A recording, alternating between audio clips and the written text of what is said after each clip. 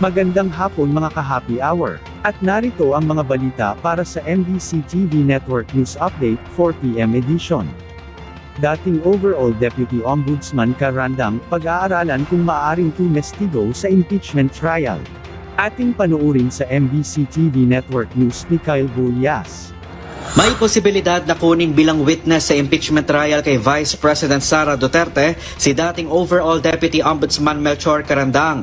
Ayon kay Congresswoman Jervy Luistro, chairperson ng House Justice Committee, nakadepende ito sa mabubuong prosecution panel oras na maitransmit na sa Senado ang articles of impeachment at formal lang maumpisahan ang paglilitis. Ani ay kaiba sa naging pagdinig ng Kamara, maaari ng direktang buksan ang bank records ng mga Duterte at hindi na kailangang sumangguni pa sa Anti-Money Laundering Council.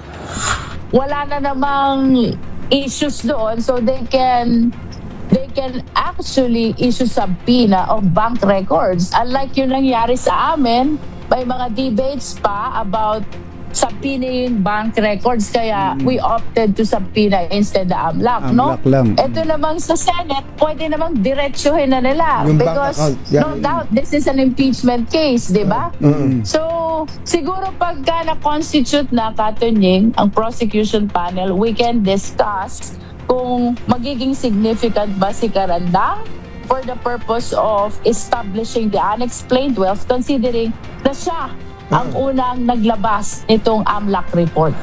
Nilinaw naman ni Luistro na nakadepende rin ito sa kagustuhan at kahandang umarap ni Carandang sakaling imbitahan ito bilang witness. Matatanda ang pinawalang bisa na ng Korte Suprema ang kautusan ni dating Pangulong Rodrigo Duterte na nag-alis kay Carandang sa pwesto matapos itong ilantad ang umano'y bank transactions ng dating Pangulo at ng kanyang pamilya. Idineklara rin ng Korte Suprema na void ang cease and desist order ng Office of the Ombudsman na pumigil kay Carandang na gampanan ang kanyang tungkulin. Dahil dito may karapatan aniya si Carandang sa kanyang mga benepisyo sa pagre-retiro na epektibo hanggang sa pagtatapos ng kanyang termino. Sinibak ng dating Pangulo si Carandang noong 2018 kung saan kasado sana siyang magretiro noong 2020. Para sa MBC TV Network News, ito si Kyle Bulyas sa DZRH, una sa Pilipinas, una sa Pilipino.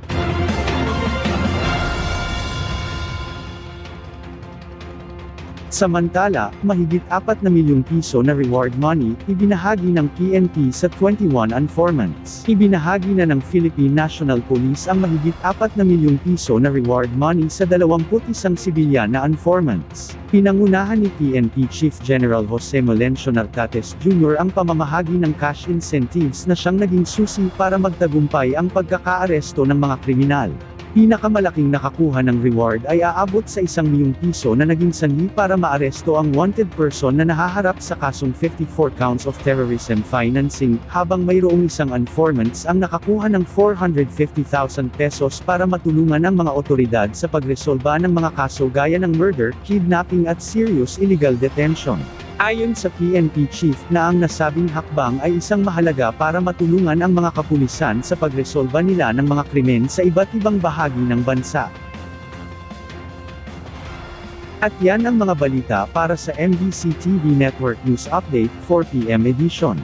Abangan ang mga susunod na balitaan mamaya para sa 5 PM edition.